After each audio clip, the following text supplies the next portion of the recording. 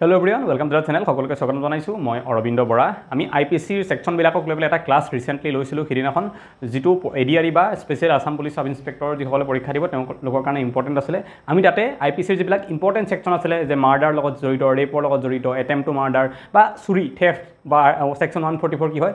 সেইবিলাক ডিসকাস কৰিছিলো। কিন্তু ৰিসেন্টলি নিউজ অহাৰ মতে এটা আমাৰ সেই যি সিআরপিসি বা আইপিসি বা ইন্ডিয়ান এভিডেন্স এক্ট যিখিনি আছিল সেই তিনিটা কোড আমাৰ ক্ৰিমিনাল জাস্টিস সিস্টেমৰ তিনিটাৰ নাম সলনি কৰা হৈছে আৰু তাৰ ভিতৰৰ কিছুমান বস্তু সলনি কৰা হৈছে। বহুতৰ লগত প্ৰবলেম আছে, বহুতে বুজি পোৱা নাই যে কি হৈ আছে আসলতে। বহুত মেছেজ মই পাইছো আৰু তাৰ ওপৰত ভিত্তি কৰি পেলাই এই ভিডিঅটো বনাইছো। ইয়াতে আমি বুজিম যে আইপিসি কি হয়, সিআরপিসি কি হয়, ঠিক আছে, ইন্ডিয়ান এভিডেন্স এক্ট এখনো আছে, সেইখন কি হয়, এই তিনিখন কি হয় আমি বুজিম প্ৰথম। তাৰপিছত সিহঁতৰ নামকেইটা কি চেঞ্জ কৰা হৈছে চাম আৰু নাম চেঞ্জৰ লগে লগে বেলেগ কিবাও চেঞ্জ হৈছে নেকি নে অকল নামকেইটাহে সলাই দিয়া হৈছে, এইখিনি কথা আমি বুজিম। ভিডিঅটো আৰম্ভ কৰিম। তাৰ আগতে আমাৰ মক টেষ্টৰ বিষয়ে মই এবাৰ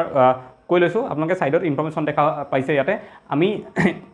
14-15 জন এডিআৰই বা আমাৰ আসাম পুলিচ সাব ইন্সপেক্টৰ নহ'লে এপিএসসি বিভিন্ন পৰীক্ষা পাছ কৰা মানুহে লগ লাগি পেলাই আমি 4টা মক টেষ্ট বনাইছোঁ এডিআৰই যে আহি আছে অহা সেই এডিআৰইৰ বাবে। আৰু গোটেই মক টেষ্টকেইটা এডিআৰইৰ যিখন থাৰ্ড গ্ৰেড পেপাৰ আছিলে যোৱাবাৰ গ্ৰেজুৱেট লেভেল সেইখনৰ ওপৰত বেছ কৰি পেলাই বনোৱা হৈছে। একজেক্ট তেনেকুৱা এখন পেপাৰ বনোৱা হৈছে। তাতে 50টা জিকে কুৱেশ্যন আহিছিলে, আমি 50 দিছোঁ। 20টা ইংলিছৰ আহিছে, আমি দিছোঁ। তাৰে 10টা ৰিডিং কম্প্ৰিহেনশ্যন আছিলে, আমি দিছোঁ। 20টা মেথছ আছিলে, আমি 20টা ইয়াতে দিছোঁ। আৰু 10টা ৰিজনিং আছিলে, 10টা ৰিজনিং কুৱেশ্যন দিছোঁ। অকল কুৱেশ্যন সিমান আছে যে তেনেকুৱা নহয়, কুৱেশ্যনৰ লেভেলটো 10 আমি দিছোঁ যাতে টেষ্ট কৰিব পাৰে আপুনি আপোনাক নিজকে যে এতিয়ালৈকে আপোনাৰ প্ৰিপাৰেশ্যন এডিআৰইৰ কাৰণে কিমান হৈছে। অ'কে, যোৱাবাৰ কাট অফ যদি আমি চাওঁ 70 to 75 মান যদি কুৱেশ্যন কাৰেক্ট কৰিব পাৰিছিলে 100টাৰ ভিতৰত তেতিয়াহ'লে তেওঁলোকৰ চিলেকশ্যন হৈ গৈছিলে। গতিকে এইবাৰো আপুনি এতিয়ালৈকে এই মক টেষ্টকেইটা দিয়াৰ পিছত যদি এই মক টেষ্টকেইটাত 70-60 স্ক'ৰ কৰিব নোৱাৰে তেতিয়াহ'লে প্ৰিপাৰেশ্যনটো আৰু অলপমান বেছিকৈ কৰিব লাগিব আৰু সেইটো গম পাবৰ কাৰণে এই মক টেষ্টকেইটা আপোনালোকে যদি মক টেষ্টকেইটা লয় আৰু দি চাই 60-70তকৈ কম পায় তেতিয়াহ'লে আপোনালোকৰ হাতত সময় আছে অলপ দিন এতিয়া যে আপোনালোকে নিজকে সেই ইম্প্ৰুভ কৰিব পাৰিব, 70-80লৈকে লৈ যাবগৈ পাৰিব আৰু তেতিয়া নিশ্চিত চিলেকশ্যন হ'ব। গতিকে মক টেষ্টকেইটা আপোনালোকে ল'ব পাৰে। 100টাকৈ কুৱেশ্যন আছে প্ৰতিটো মক টেষ্টত আৰু তেনেকৈ 100টা কুৱেশ্যন থকা 4টা মক টেষ্ট আছে। গোটেইকেইটা মিলাই 400 কুৱেশ্যন আপোনালোকৰ ইয়াৰ পৰাই প্ৰেক্টিছ হৈ যাব চব টপিকৰ পৰা। সিলেবাছৰ মতে আমি গোটেইখিনি বনাইছোঁ আৰু গোটেই মক টেষ্টখিনি আপোনালোকে PDF ফৰ্মেটত পাব। লগতে এনচাৰ কি, কোনটো শুদ্ধ উত্তৰ কি হয় সেয়াও লাষ্টৰ ফালে এনচাৰ কিউ দিয়া থাকিব। গোটেইখিনি এটা PDFত পাই যাব আপোনালোকে। যদি ল'ব বিচাৰিছে তেতিয়াহ'লে ইয়াতে এটা নাম্বাৰ স্কেনাৰ দিয়া আছে, এই স্কেনাৰটোত স্কেন কৰি পেলাই আপোনালোকে 99 ৰুপিজ পে' কৰিব লাগিব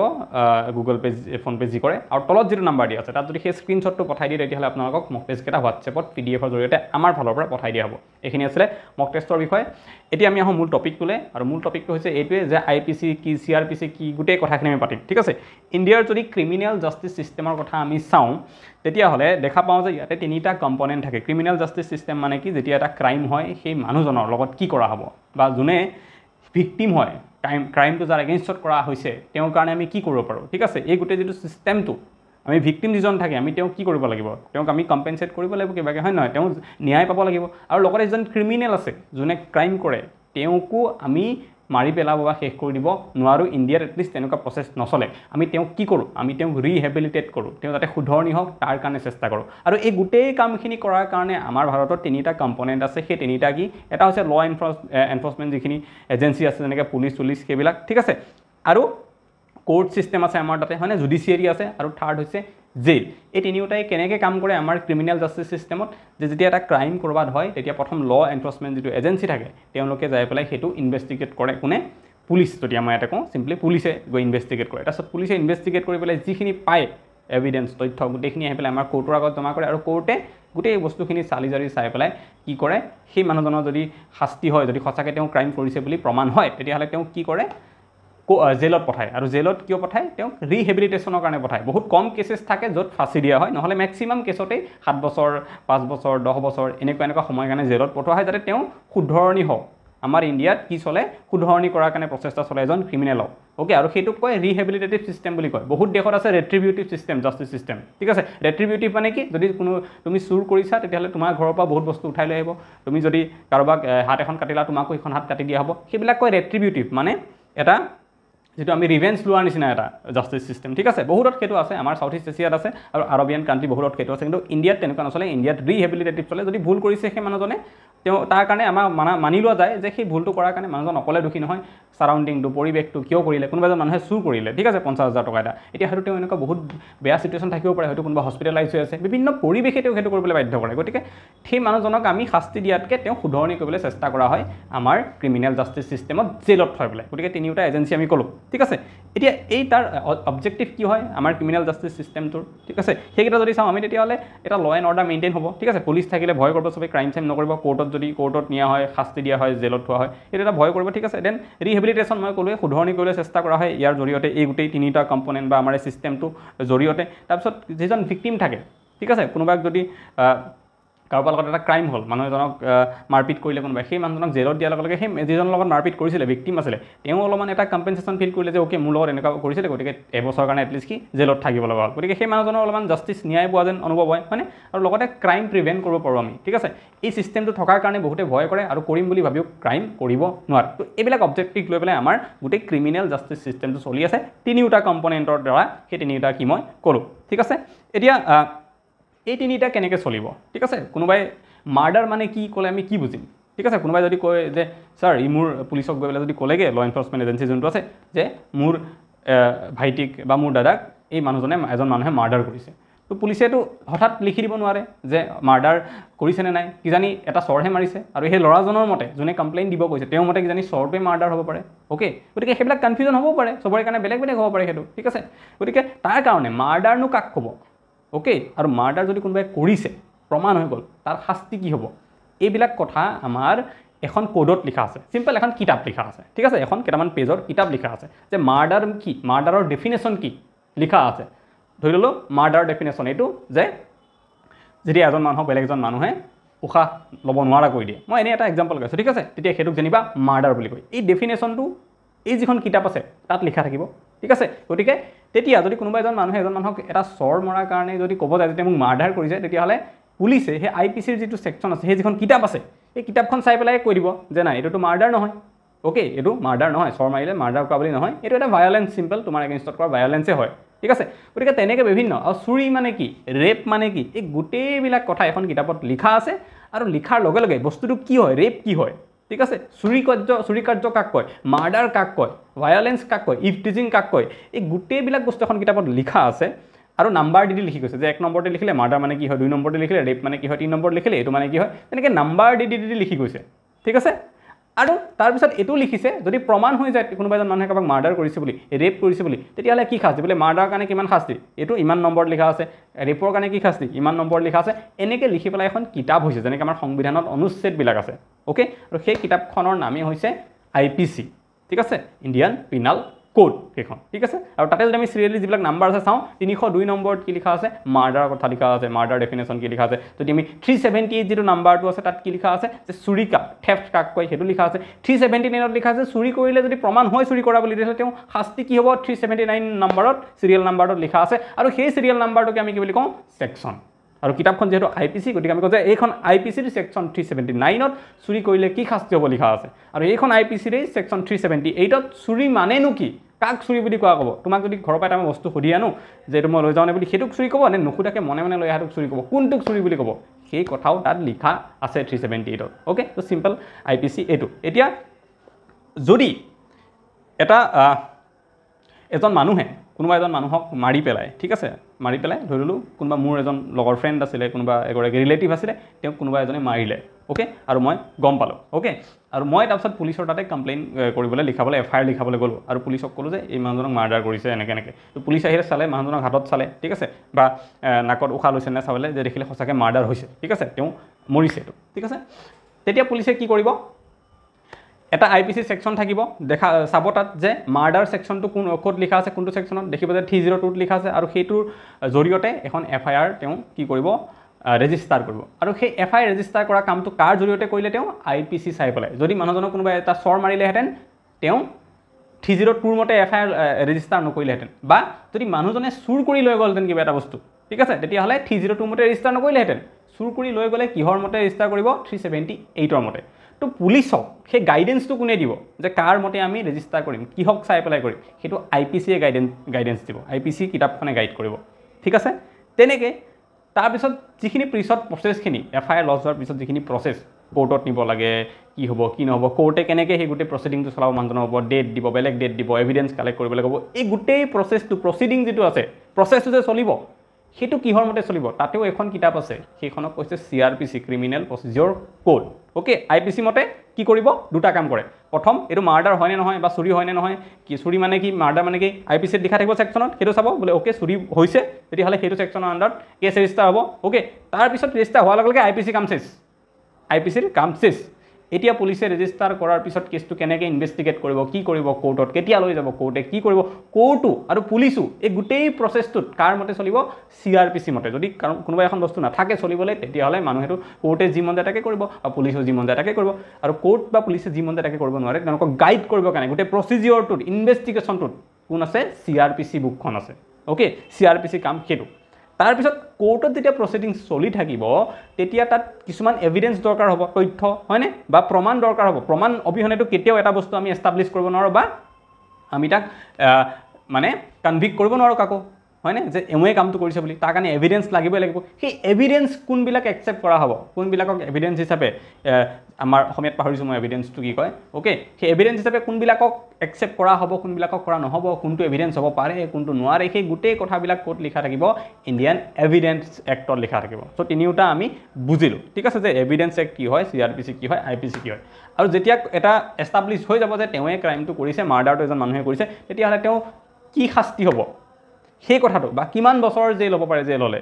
এই গোটেই কথাখিনি এগেইন IPCত লিখা থাকে ঠিক আছে তো IPC দুটা কাম যে চাম আমি কিহৰ আণ্ডাৰত পৰিছে কেছটো আৰু একদম গোটেই প্ৰচেছ কমপ্লিট হোৱাৰ পিছত আকৌ IPCলৈ ঘূৰি আহি পেলাই চাম যে অ'কে মাৰ্ডাৰ কৰিছে কি শাস্তি হ'ব লাগে 10 বছৰ 5 বছৰ 2 বছৰ যি হ'ব লাগে IPCত লিখা থাকিব তো এই তিনিওটা হৈছে IPC CRPC আৰু ইণ্ডিয়ান এভিডেন্স এক্ট ঠিক আছে IPC 1860 হৈছিলে CRPC 1861 তেনেকুৱাতে ওকে এবাৰ চেঞ্জ কৰা হৈছে CRPC 1974ত ইন্দিৰা গান্ধী থকা টাইমত চেঞ্জ কৰা হৈছিলে তাৰপিছত ইণ্ডিয়ান যেটো এভিডেন্স এক্ট তেতিয়াও সেইখিনি সময়তে অহা ঠিক আছে এতিয়া কথা হ'ল চেঞ্জ কিয় কৰিব লগা হ'ল ওকে চেঞ্জ কৰিব লগাৰ কাৰণটো কি ওকে চেঞ্জটো কৰাৰ কাৰণটো কোৱাৰ আগত মই কওঁ চেঞ্জ কি হৈছে এইটো সবেই জানে সেইকাৰণে মই নকওঁ বুলি ভাবিছিলোঁ ওকে IPC যিখন আছে সেইখনৰ নাম সলনি কৰি পেলাই ভাৰতীয় ন্যায় সংহিতা কৰা হৈছে ঠিক আছে BNS শ্বৰ্টকৈ আৰু CRPC নামটো সলাই পেলাই ভাৰতীয় নাগৰিক সুৰক্ষা সংহিতা BNSS কৰা হৈছে আৰু ইণ্ডিয়ান এভিডেন্স এক্ট যিখন আছে তাৰ নামটো সলনি কৰি পেলাই BSS কৰা হৈছে ভাৰতীয় সাক্ষ্য সংহিতা কৰা হৈছে ঠিক আছে এইকেইটা চিম্পল এতিয়া সলনি কৰিব লগা কি হ'ল প্ৰথম কাৰণটো হ'ল যে আমাৰ ল কমিশ্যন আছে এতিয়াও ল কমিশ্যন আছে ইণ্ডিয়ান কনষ্টিটিউশ্যনৰ মতে এটা কনষ্টিটিউশ্যনেল বডি হয় ল কমিশ্যন ঠিক আছে আমাৰ ফাৰ্ষ্ট ল কমিশ্যন যেতিয়া ব্ৰিটিছ থাকোঁতে এখন আহিছিলে 1834 ঠিক আছে তেতিয়া ফাৰ্ষ্ট ল কমিশ্যনাৰ আছিলে লৰ্ড মেকলে সেইবিলাকো পৰীক্ষাত আহি থাকে যে কেতিয়া কনষ্টিটিউট হৈছিলে ফাৰ্ষ্ট ল কমিশ্যন ওকে কোন আছিলে প্ৰথম ল কমিশ্যনাৰ তো প্ৰথম আছিলে লৰ্ড মেকলে তেতিয়াই সেই আমাৰ IPC CRPC বিলাক ড্ৰাফট কৰা হৈছিলে বনোৱা তেতিয়াই হৈছিলে খালি তেতিয়া লাগু হোৱা নাছিলে যেনেকৈ আমাৰ এই নতুন যিখন এইখনো যি সলনি অলপ চলপ যে কৰা হৈছে নতুন নাম চাম দি এইখিনি 2023তে বনিছিলে কিন্তু লাগু হৈছে 1 জুলাইৰ পৰা ঠিক আছে এই ডেটটো মনত ৰাখিব পৰীক্ষাৰ কাৰণে ইম্পৰ্টেণ্ট হয় আহিব পাৰে 1 জুলাইটো ঠিক আছে তেনেকৈ আমাৰ যিখন বৰ্তমানলৈকে যিখন চলি আছিলে ঠিক আছে সেইদিনাখনলৈকে 30 জুনলৈকে যিখন চলি আছিলে যিকেইটা এইকেইটা ড্ৰাফট 1834 লৰ্ড মেকলে টাইমতে কৰা কিন্তু লাগু হৈছিলে 1861 সেইখিনি সময়ৰ পৰা লাগু হৈছিলে ঠিক আছে 25 বছৰমান পিছৰ পৰা লাগু হৈছিলে তো ইমান এখন পুৰণা বস্তু অবভিয়াছলি সময়ৰ লগত বহুত বস্তু চেঞ্জ হয় আমি ফাণ্ডামেণ্টেল ৰাইটে যদি চাওঁ আমাৰ সংবিধানৰ কিমান ফাণ্ডামেণ্টেল ৰাইট আগতে নাছিলে কিন্তু এতিয়া আহি গৈছে যেনেকৈ মই এটা কৈছোঁ যে আৰ্টিকল 21 আৰু আৰ্টিকল 14ৰ আণ্ডাৰত এটা নতুন ফাণ্ডামেণ্টেল ৰাইট কি আছে right to be free from the adverse effect of climate change সেইটো এটা নতুন ৰাইট আগতে ক্লাইমেট চেঞ্জৰ কথাই নাছিলে সংবিধান বনাওঁতে আমাৰ তেতিয়া সেইকাৰণে সেইবিলাক কথা ৰাইট দিয়া নাছিলে কিন্তু এতিয়া সুপ্ৰিম কোৰ্টে এটা নতুন ৰাইট ইণ্টাৰপ্ৰেট কৰিছে এটা ব্যাখ্যা কৰিছে হয়নে তো সময়ৰ লগত বস্তুবোৰ চেঞ্জ হয় ওকে গতিকে সেইকাৰণে আমাৰ এটা সময়ৰ লগত ইমান দিন হ'ল যিহেতু আৰু লগতে এটা ব্ৰিটিছ লিগেচি আমি সদায় ব্ৰিটিছে বনাই থৈছোঁ এখন ক্ৰাইম আইন যি আইনৰ অধীনতে আমাৰ বিভিন্ন স্বাধীনতা সংগ্ৰামীসকলক তেওঁলোকে জেলত ভৰাইছিলে তো সেই আইনখনে আমি ইমান দিন ফ'ল' কৰি থকাটো এটা ঠিক কথা হ'ব নোৱাৰে গতিকে আমি সেইকাৰণে এতিয়া এটা চেঞ্জ কৰা মুহূৰ্ত আহি পৰিছে আৰু চেঞ্জ কৰা হৈছে নামটো চেঞ্জ কৰা হৈছে বহুতবিলাক ভিতৰৰ বস্তু চেঞ্জ কৰা হৈছে এটা কাৰণ সেইটো ঠিক আছে আৰু কেইখনমান কমিটিও আছিলে বৰা কমিটি মালিনাথ কমিটি এনেকৈ তেওঁলোকেও প্ৰায় ৰেকমেণ্ড কৰিছিলে যে এইবিলাক চেঞ্জ কৰিব লাগে অলপমান নামকেইটা চেঞ্জ কৰিব লাগে আৰু সৰু সুৰা বস্তু অলপমান যিখিনি চেঞ্জ কৰা বৰ্তমান সময়ৰ লগত দৰকাৰ হৈছে এইখিনি চেঞ্জ কৰিব লাগে লগতে আমাৰ পাৰ্লিয়ামেণ্টাৰী ষ্টেণ্ডিং কমিটি যিবিলাক থাকে পাৰ্লিয়ামেণ্টৰ তেওঁলোকেও বাৰে বাৰে কৈ আছিলে যে চেঞ্জ কৰিব লাগে গতিকে সেইটো হিচাপতে চেঞ্জ কৰা হ'ল ওকে চেঞ্জ কৰা কাৰণ সেইটো এতিয়া আহোঁ কি চেঞ্জ হৈছে মই লাষ্টত ক'ম ঠিক আছে লাষ্টত ক'ম মই টেলিগ্ৰামত এটা অলৰেডি শ্বেয়াৰ কৰিছোঁৱে ইণ্ডিয়ান এক্সপ্ৰেছৰ এটা পেপাৰ কাটিং এটা হ'লেও মই ক'ম ঠিক আছে তাৰ আগতে মই কৈ লওঁ যে ইম্পৰ্টেণ্ট প্ৰভিজন এতিয়া আমি মনত ৰাখিব লগা এক্সাম পাৰ্চপেক্টিভৰ পৰা বা জানিব লগা এনেও সাধাৰণ মানে চিটিজেন হিচাপেও কি আছে যে যদি আমি কাৰোবাক কোনোবা ধৰি লওক গাৰ্লফ্ৰেণ্ড আছে মই একদম চিম্পলি কৈছোঁ বুজিবৰ কাৰণে ঠিক আছে গাৰ্লফ্ৰেণ্ড আছে আৰু বয়স কাৰোবাৰ 21+ দুজনৰে ঠিক আছে ল'ৰা ছোৱালী দুজনে 21+ আৰু তেওঁলোকে সেক্সুৱেল ইণ্টাৰকোৰ্স কৰে ল'ৰাজনে ছোৱালীজনীক কৈ পেলাই যে বিয়াটো পাতিমেই আমি ওকে তেনেকৈ বুলি ক'বলৈ যদি তেওঁলোকে সেক্সুৱেল ইণ্টাৰকোৰ্স কৰে আৰু পিছত যদি বিয়া নাপাতে তেতিয়াহ'লে সেই যিটো কাম কৰিলে সেইটোক ৰেপ বুলি ধৰা হ'ব ঠিক আছে সেইটো এটা নতুন প্ৰভিজন আছে গতিকে চলিব সেইটো বহুত তেনেকুৱা কেছ আছে ঠিক আছে ছোৱালীবিলাকৰ লগত তেনেকুৱা হয় বহুতে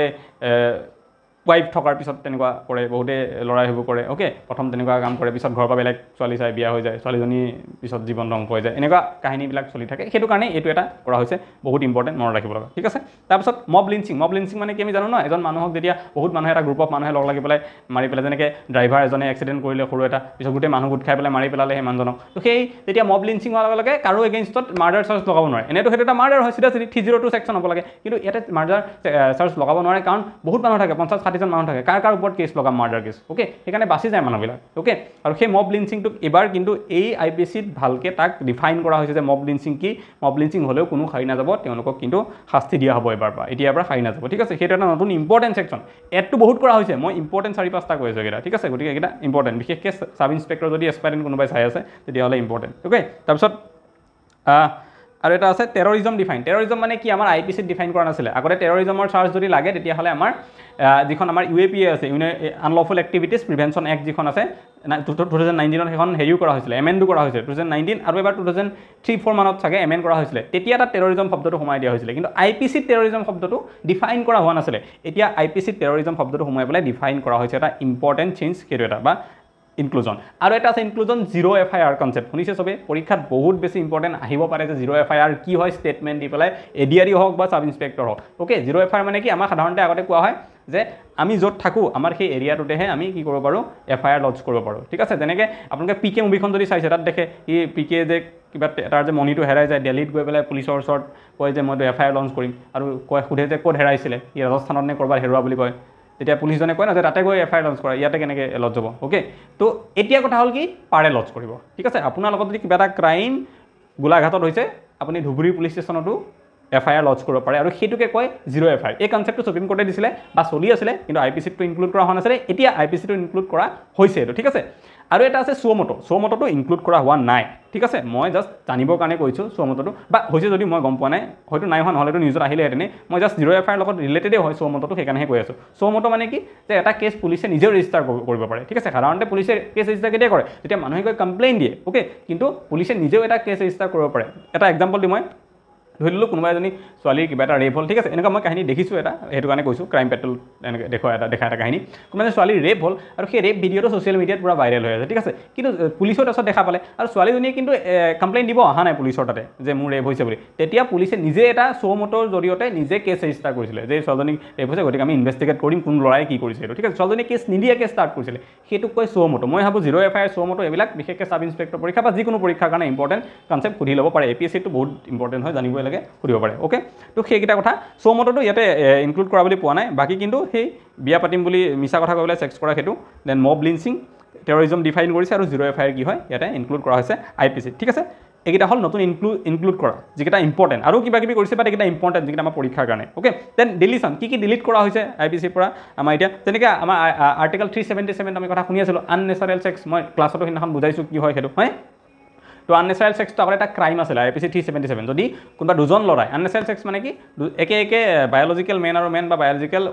ওমেন আৰু ওমেন যদি ফিজিকেল ইণ্টাৰকোৰ্স কৰে তেতিয়াহ'লে সেইটোক এটা ক্ৰাইম বুলি ধৰা হয় একদম চিম্পল ভাষা যদি কওঁ দুজন গে যদি ছেক্স কৰে তেতিয়াহ'লে সেইটোক ক্ৰাইম বুলি ধৰা হৈছিলে আগতে এতিয়া ক্ৰাইম বুলি ক'লোঁ ক্ৰাইম বুলি কোৱা মতেই IPCত থাকিব লাগিব ডিফিনিশ্যন ওকে তো IPCত ডিফাইন কৰা আছিলে 377 নম্বৰ ছেকশ্যনটোত যে দুজন মানুহে যদি ল'ৰাই যদি ছেক্স কৰে এইটো ক্ৰাইম ঠিক আছে এতিয়া ৰিচেণ্টলি আমি গম পালোঁ যে 2018 চনত যিটো 19 চনত নৱতেজ সিং জোহৰ যিটো কেছ আহিছিলে তাতে এইটোক ডিক্ৰিমিনেলাইজ কৰা হৈছে সুপ্ৰিম কোৰ্টে ক'লে যে এইটো ক্ৰিমিনেল এক্টিভিটি নহয় ওকে যিহেতু সুপ্ৰিম কোৰ্টে কৈ দিলে আৰু গভৰ্ণমেণ্টৰ ক'বলৈ একোৱেই নাই গতিকে এবাৰ সেই আৰ্টিকেলটো সেই ছেকশ্যনটো ডিলিট কৰি দিয়া হ'ল ওকে যিহেতু ক্ৰিমিনেল এক্টিভিটি নহয় বুলি ক'লে এতিয়া ওকে সেইটোক ডিলিট কৰি দিয়া হ'ল এটা ডিলিট সেইটো আৰু এটা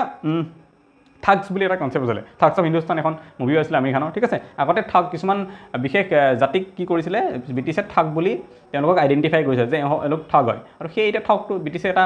বহুত ডেৰগেটৰী এটা সেইটো আইডেণ্টিফিকেশ্যন আছিলে মানুহৰ প্ৰতি ঠিক আছে কাৰোবাক ঠগ বুলি এটা জাতিকে ঘোষণা কৰি দিয়াটো ঠিক কথা নহয় সেইকাৰণে এতিয়া পাওঁতে এবাৰ সেইটো আমাৰ পৰা ডিলিট কৰি দিয়া হৈছে ঠিক আছে চ' এইখিনি আৰু লাষ্টত মই কওঁ যিকেইটা নতুন নতুন চেঞ্জ হ'ল IPC ছেকশ্যন কিছুমান সেইকেইটা মই অলৰেডি মোৰ টেলিগ্ৰামত দিছিলোঁ যোনে যোনে টেলিগ্ৰামত আছে গম পায় মোৰ যদি নাই কোনোবা জইন কৰি ল'ব ছেইম নাম যিটো নাম ইউটিউবত আছে ছেইম লগৰ সৈতে টেলিগ্ৰামত চেনেল এটা আছে ইয়াতে আপোনালোকৰ দেখা পাব 49.3K ছাবস্ক্ৰাইবাৰ আছে সেইটোত তাতে জইন কৰি ল'ব তাতে মই এখন দিয়াই আছে অ'কে আৰু ইয়াতে যদি চাওঁ তেতিয়াহ'লে মই এবাৰ ছাইডত লগাই দিছোঁ দেখিব পাৰিব নাই নাজানো কিমানখিনি সুবিধা হ'বনে নাই ঠিক আছে আগতে পানিছমেণ্ট মাৰ্ডাৰৰ যিটো পানিছমেণ্ট সেইটো 302ত আছিলে মাৰ্ডাৰ কৰিলে কি পানিছমেণ্ট হ'ব 302ত সেইটো আগতে উল্লেখ আছিলে এতিয়া সেইটো 103 লৈ যোৱা হৈছে okay then cruelty against married women মানে যিটো আমাৰ ঘৰত যিটো ভায়োলেন্স হয় মাইকী মানুহৰ লগত ঠিক আছে সেইটো আগতে 498 আছিলে এতিয়া 85ত নিয়া হৈছে ৰেপটো 375ত আছিলে এতিয়া 63 লৈ যোৱা হ'ল অ'কে ছেডিশ্যন যিটো আছিলে অ'কে যিটো ডেছড্ৰু নাম দিয়া হৈছে এতিয়া সেইটো 124ত আছিলে এতিয়া 152ত লৈ যোৱা হৈছে অলপমান তাক আৰু ষ্ট্ৰিনজেণ্ট কৰি দিয়া হৈছে সেইটো দেন ডিফেমেশ্যন কাৰোবাক যে আমি ডিফেমেশ্যনৰ কেছ দিম বুলি কয় মানহানি যিটো আছে মানহানিটো আগতে 499ত আছিলে এতিয়া মানহানিটো 356লৈকে লৈ যোৱা হৈছে অ'কে দেন চিটিং যিটো আছিলে 420ত আছিলে চিটিং ইন প্ৰপাৰ্টি একচুৱেলি এইটো অ'কে মই তাত বুজাইছোঁ ক্লাছত সেইটো 318লৈ লৈ যোৱা হৈছে তাৰপিছত ডাউৰি ডেট যদি কাৰোবাক